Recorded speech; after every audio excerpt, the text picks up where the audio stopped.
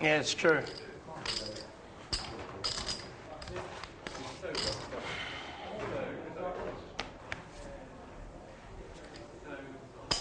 Raise up to 6,000. Tom opens to 6,000 here, double the raise he's been making from the button previously, with 7 deuce.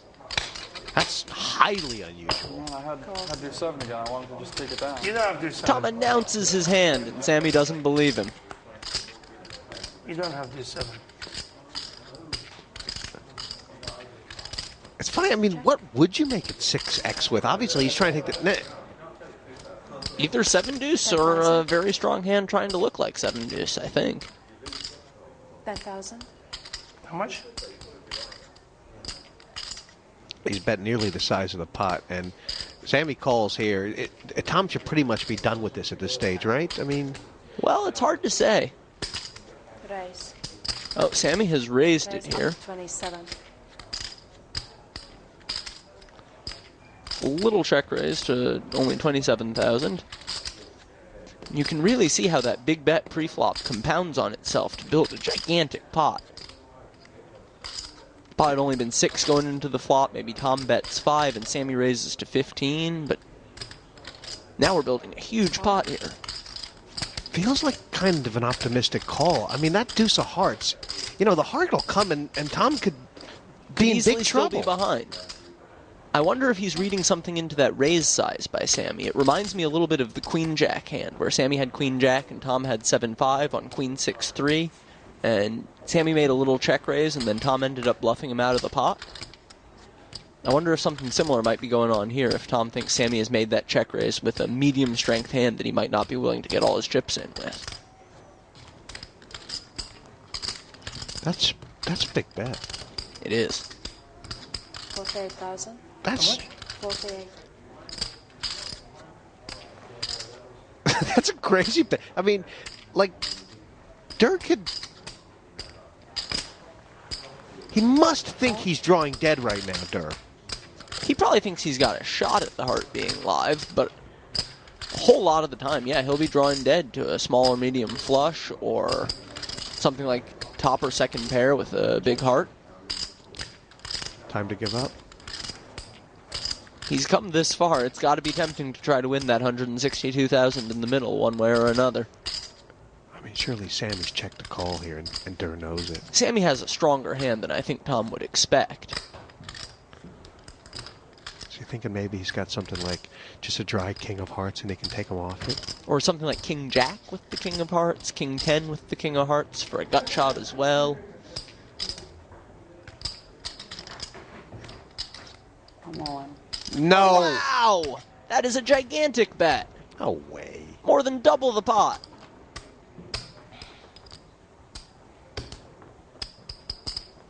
What is Sammy going to do here? This is making things awfully tough on him. You know, he's checked there. He's checked there to call instantly, hasn't he? And now... That was the plan, but that plan goes out the window when your opponent bets over double the pot. He doesn't have 479, but he's got a lot of chips. About 360, I believe.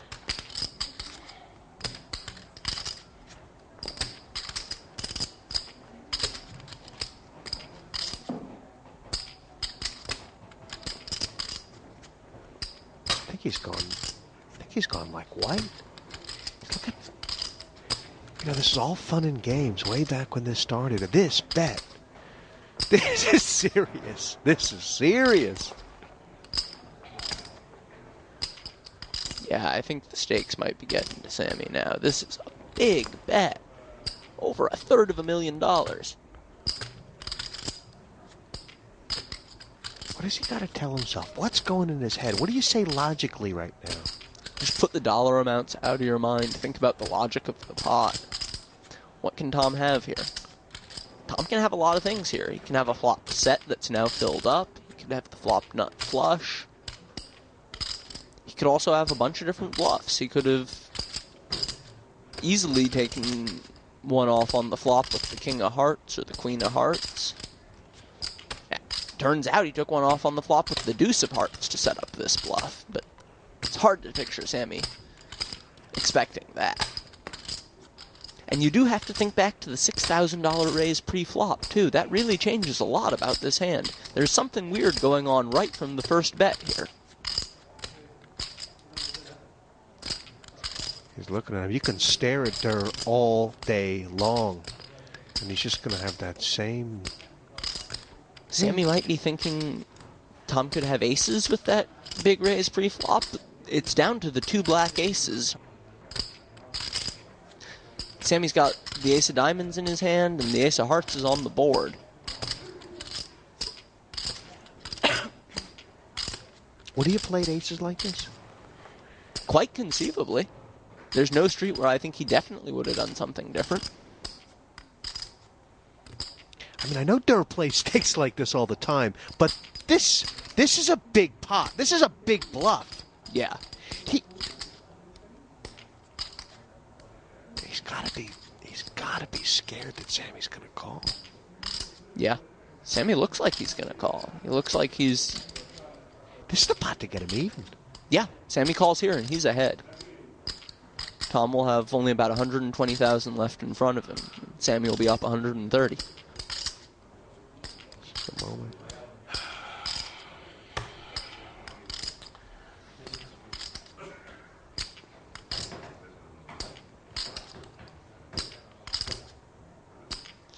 Looks like Sammy might be getting ready to get rid of those cards. Wow.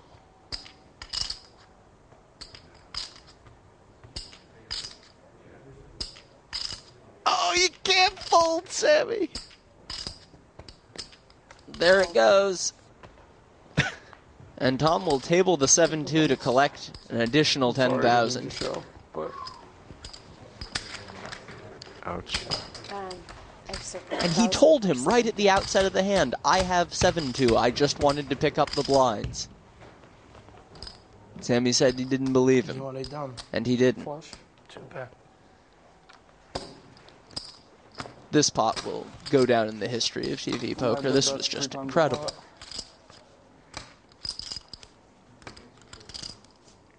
There's an elephant in the room. It's the 7 deuce.